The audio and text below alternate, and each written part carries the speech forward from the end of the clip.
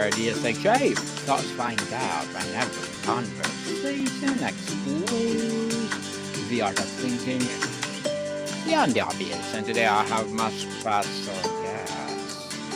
One of his advocacy turning managers into leaders, none other than Dr. Andy Neillie. Good to be Well, with you again, Daniel. yes, yet again, Mr. Andy, thank you for being part on Abstract Essay. And can you please introduce more about yourself that I miss? You bet. Well, it's interesting because you love to take ideas and flesh them out and find the roots of them. I've been looking at what makes a good leader for more than 30 years. And the way you just defined it a minute ago, there's a difference between a manager and a high achieving leader. And I've been a kind of a student of the best practices, as I said, for decades now. Anybody can be in a management role. My experience and background and my formal studies and then my informal work with Fortune 500 and small businesses globally, I'm pretty convinced high achieving leaders look different than just managers. They're not in opposition, but I've been privileged to work with some high achieving leaders for decades now, and they make leadership pretty simple. Not easy, but pretty simple. Not easy, but simple. And thank you so much for sharing your knowledge and wisdom to the world, Dr. Andy. Thank you. And today let's talk about the difference between managers and high performing leaders. Yeah, Beyond yeah. beyond the common definitions, how would you describe the fundamental difference in mindset between someone who manages tasks and someone who truly leads people? Yeah, yeah. Well, I think you just identified one of those things. I think managers recognize they are managing tasks, projects, outcomes, sales quotas, production numbers. Managers are managing tasks. Leaders recognize it's not that they're not managing tasks, but they're also working with people. And so there's a dynamic there of emotional intelligence, a dynamic there of communication, a dynamic there of trust and integrity that is not in opposition to managers, but it's layered on. You can manage a thing without having any emotional intelligence. You can't lead people without being able to read between the lines, deliver hard conversations, inspire people to improve their performance. And so the best managers are also working at becoming high achieving leaders, but they're not automatically that way. They have to get their eyes up. Interesting, Dr. Andy. We often hear managers focus on doing things right, while leaders focus on doing the right things. Can you give us a concrete examples of what looks like in a daily meeting or Yeah. quarterly view? Yeah. Yeah. I talk about the four leadership necessities, a simple model for leadership development, simple but not easy, as you and I talked about a minute ago. The first leadership necessity is the necessity of having some conviction, seeing the bigger picture. So, a very practical example, I was working with a fuel and lubricants distributor company here in the States last year, where their managers were responsible for driving trucks that got delivered to deliver fuel and lubricants to their end users. And their CEO was responsible to make sure all of that happened. But he also had a very clear vision that the bigger picture was he wanted his company to be the number one or number two performer in every market they served, and to be the employer of choice for people in their communities. So this was a bigger picture. This wasn't just about delivering gallons of fuel and liters of lubricant. This was also about having a company that was admired and sought after. That's the conviction piece where managers were managing things. This leader had the bigger picture conviction to say, here's who I want us to become. That's a great example of leadership conviction. Leadership conviction. Where does a manager's responsibility for control and a leader's commitment to empowerment begin? How do you navigate that Yeah. tension, Dr. Yeah. Andy? I mean, Daniel, if you and I could figure that out, we should write the next book and we could sell 1 million copies of it. This is one of Best those, selling. yeah, this is one of those tensions that I don't think ever goes away for a real leader. And that's why you and I've talked about it before. In my mind, leadership is a series of commas. It is never a period. It's always being written. But the point, to get back to your question, is leaders wrestle with, how do I manage performance and invest in my people? That's one of the earmarks of a good leader, is they realize this is not an easy decision. For somebody that's purely being a manager, we don't hit the numbers, something's got to change. And that may be heads roll. The leader is saying something's got to change.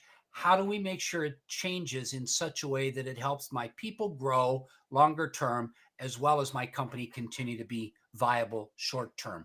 It's a tension for leaders to manage that performance versus people side of things. And that tension never goes away. Yes, definitely.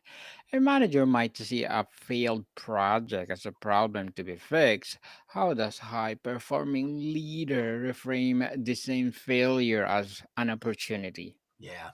I mean, they still see a failure as a problem to be fixed, but they also see it as a learning opportunity. I've got a colleague back on the East Coast in the US that managed a major production team for a marketing firm.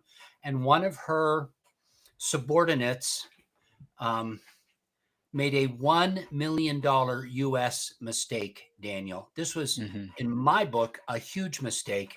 And that team member just assumed she was going to be dismissed, right? This was a huge mistake. And my friend met with her and said, yeah, this was a huge mistake. We've got to fix it.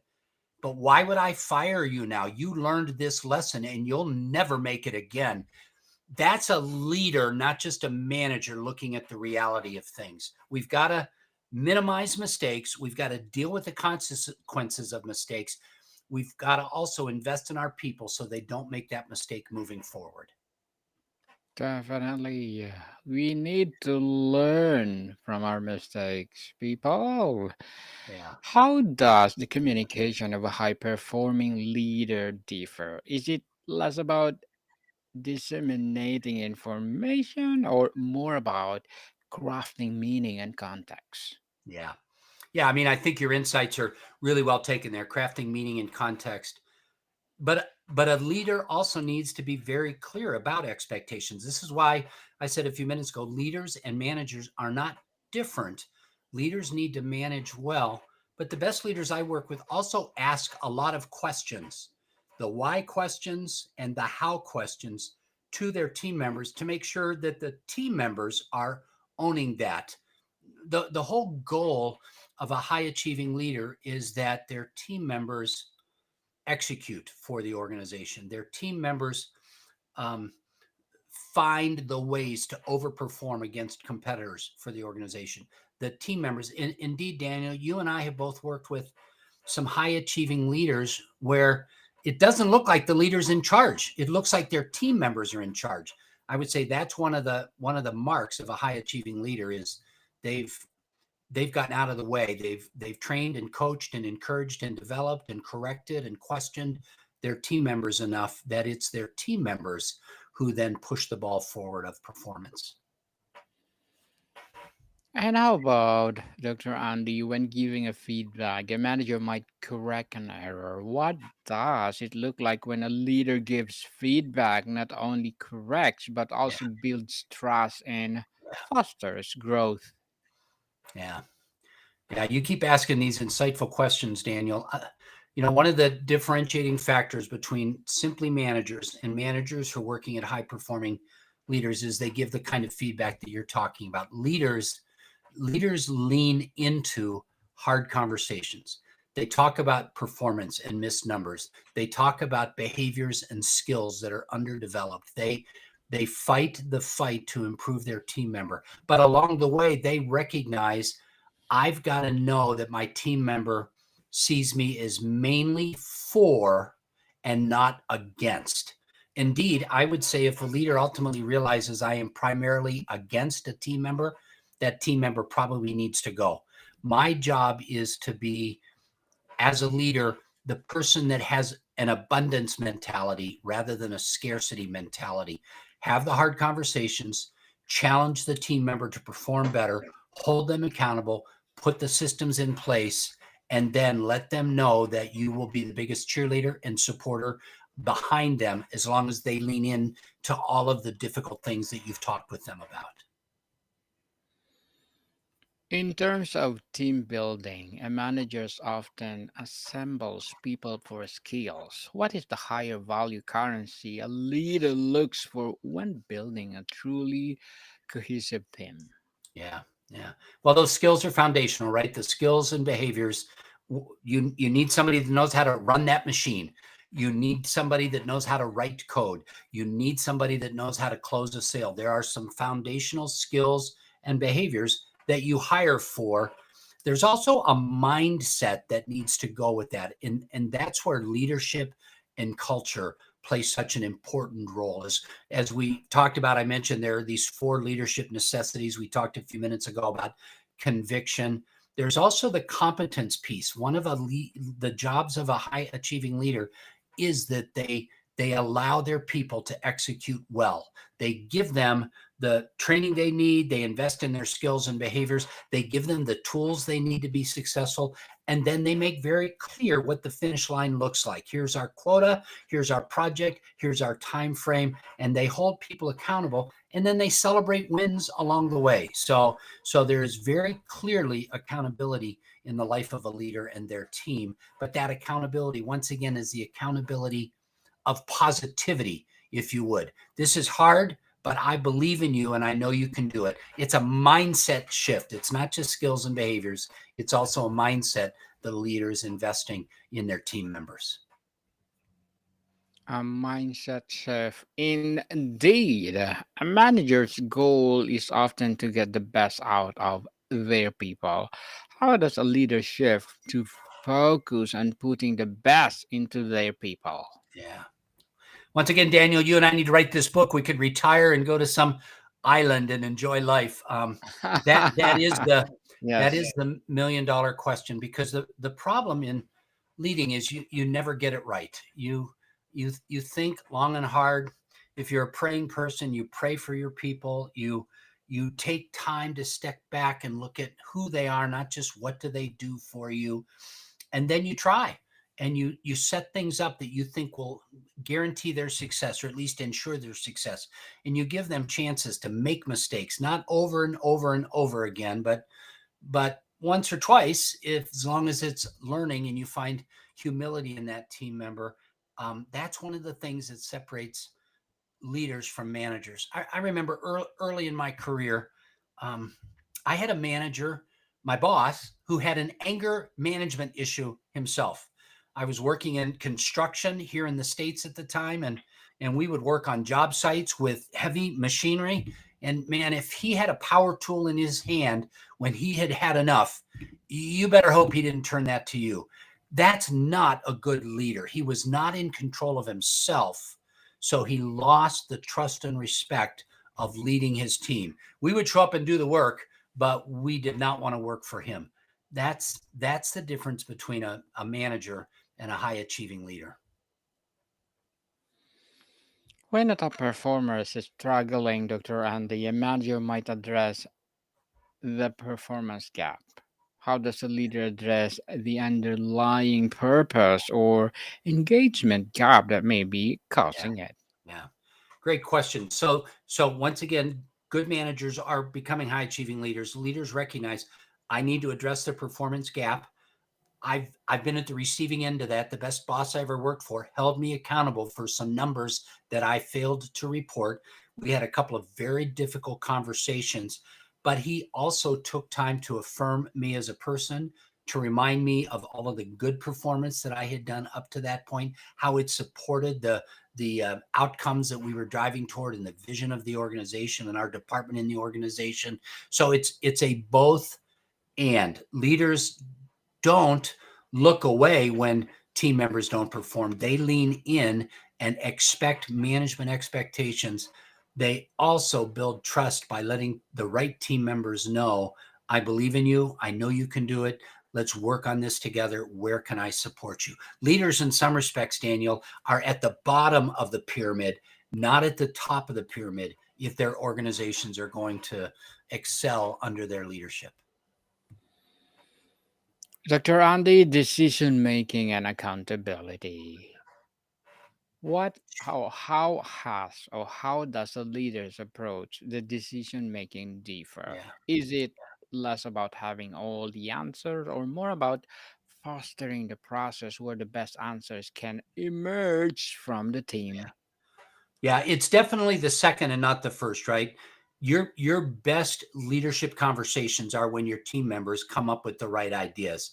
Now, you and I, Daniel, at times need to guide those ideas.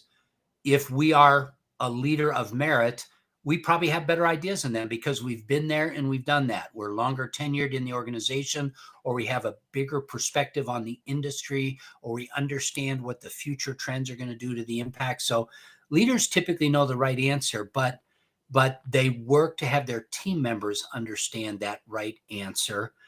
And then the other thing that I'd have to say about high achieving leaders is they recognize that in some respects, the buck stops here. If we fail to make our numbers, I don't get my bonus. If I'm an owner and we fail to achieve our profit, I don't get to take a big check home at the end of the quarter. Leaders, Simon Sinek wrote a book a number of years ago, Leaders Eat Last. And this was based on the US military model that the frontline soldiers eat first. The generals only eat if there's money left, if there's food left over from the people that are actually doing the work, digging the trenches, lining up the equipment, things like that. Leaders eat last.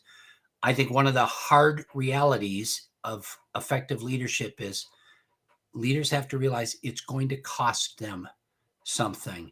My wife and I have owned small businesses here in Central Texas where we live for more than close to 20 years now. And I can say it's been painful at times to allow managers underneath me to make mistakes because it's cost us money, it's cost us momentum, it's cost us customers. And I have managers in a retail environment who typically move jobs every 2 or 3 years that stayed with us for more than 10 years. Part of me would like to believe that's because they found an environment where they knew they were trusted. Doesn't mean they didn't make mistakes, doesn't mean I didn't make mistakes. But at the end of the day, leader, do you believe in the people underneath you enough to take the risk that they may cost you something? What is the single most difficult mindset shift for a talented manager to make when they are first promoted into a leadership role? Yeah, great question. One of my concerns in the 2020s is that we've mistaken celebrity influencers for true leadership. Just because you're popular, just because you have 10,000 followers on Instagram, doesn't mean you really have any right to lead people. And my concern with newly promoted managers is they think they're the boss. She thinks she's in charge. He thinks he's number one now. And, and really, what they need to understand is I just took on a responsibility to make the 7 other team members that I was just promoted out of even better than before I got promoted. My job is to make them look better, make them more successful, give them the tools they need, invest in them, the skills and the training, reinforce behaviors. My job is to make them successful. Daniel, I've worked a lot with sales leaders over the years, and one of the problems with newly promoted sales leaders is oftentimes they were the best salesperson. So they had the most winsome personality. They understood the products best. They loved to win. And every conversation they went into, they wanted to close the sale. And now we're asking them, hey, you're managing a team of 10 other salespeople, and your job is not to be the best salesperson. Your job is to make them the best salespeople. And at times, that's a hard step for salespeople who sometimes have big personal egos, but salespeople need to step to the back if they become managers. That's a mark of leadership, not just a mark of management. We often promote our best doers into leadership positions. Yeah. Dr. Andy, what is the most common first time leader mistake you see and how can it be avoided? Yeah. Well, this takes us back to that example of the sales performer that got promoted to the sales manager. I've worked with too many of them who think, oh, now my job is to go on sales calls with my salespeople and take over the call and close that call because I'm bigger, faster, and smarter than my salesperson. That's not the sales manager's job.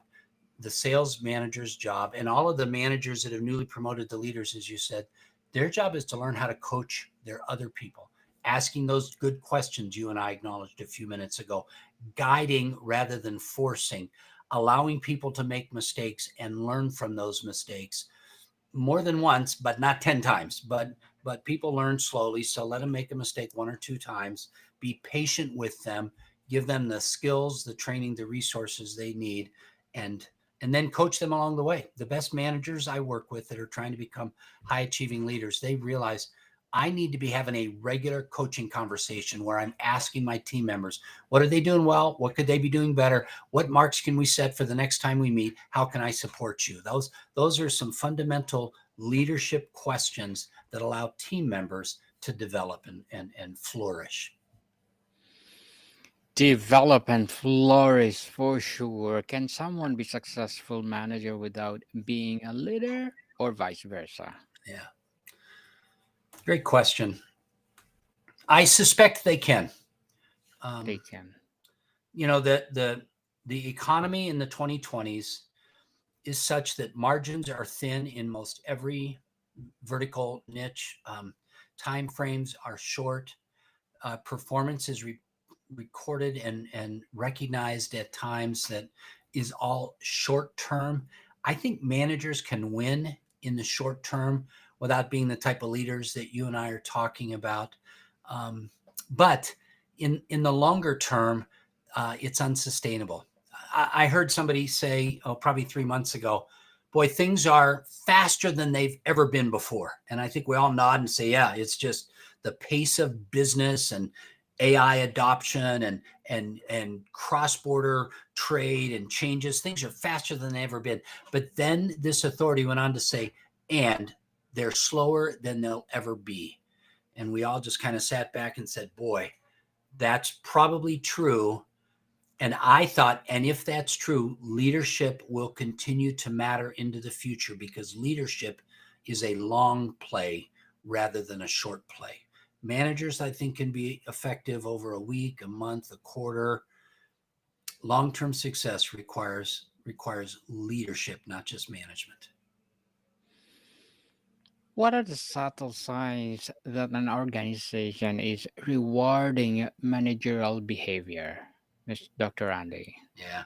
I mean, I think it comes back to what you and I've just been talking about.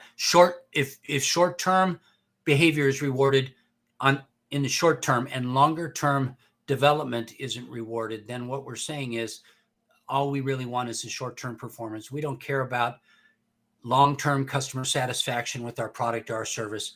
We don't care about employee retention because once we burn somebody out, we'll just find somebody else to sit in that seat. So if all you're doing is rewarding short-term performance, you're probably not looking at the right metrics. The small companies that my wife and I have run here in Central Texas, about $5 million a year US. So not tiny, small, about 175 employees. We give monthly bonuses. We also give quarterly bonuses, half-year bonuses, and annual bonuses because we recognize we want performance to be right in the short term. We also want our managers to be lifting their team members up to see the bigger picture, the seasonality, the rhythm of success in a retail business over the longer term. So leaders, I think, balance short term versus long term, where managers, unfortunately, at times, if they're simply managers, just have their heads down. They're not looking longer term. Dr. Andy, before we wrap up our discussion for today, I'm inviting you to please do listen to my other podcast, people, because my Abstract Essay is already in fifth season, Abstract Poetry in second season, and my Book 101 review in fifth season too, Comedy 101 in third season, and my Food 101 in fifth season as well. Geography 101, Love Letters, Movie 101 review, Music 101 are in their fourth season, and my Baby Podcast Law 101 and Mental Health 101, as well as my Bible Verses 101, Science 101, and Sex 101 in each second season. Please listen to them wherever you listen your podcasts. Dr. Andy, for the aspiring high performing leader in the room, what is a piece of unconventional advice you have that goes beyond communicate better or to delegate more? We live in an age of uncertainty, Daniel. You and I don't know what's going to happen tomorrow. The 1970s are behind us forever in the Western world. I think leaders need to recognize we lead in a world of uncertainty. And so I encourage leaders to practice confident uncertainty. And what I mean by that, Daniel, is you may not know what's coming next week, next month, next quarter, but you know how to invest in your people today. Be confident in what you know, and then be agile to say, and tomorrow it may change. Confident uncertainty needs to become part of the very DNA of effective leaders in 2025. Dr. Andy Neillie, thank you so much for sharing your knowledge and wisdom to the world. So, can you please invite our listeners to support your advocacy, your business, or whatever projects that you're Yeah. doing right now? Yeah. Well, so you've put up my website there. If somebody wants to just pick my brain a little bit further, there's a link to schedule a 15-minute call. I'd love to talk to any of your listeners and followers. The other thing, this whole leadership focus we've been talking about, I have my own short form, an 8-page ebook called The 3 Imperative Leadership Conversation, available at leadershipmaterials.com. Daniel, thanks for the privilege. It's always energizing for me to be able to talk with you. Thanks again for the privilege. You're most welcome, Dr. Andy. You're most welcome to come back anytime. Yes, people, let's support Mr. Andy or Dr. Andy Neil, because if you support him, for sure, more and more empowering leadership advocacy to come. So, Dr. Andy, thank you so much for your time. Thank you, Daniel. Pleasure. Monica people, see you soon.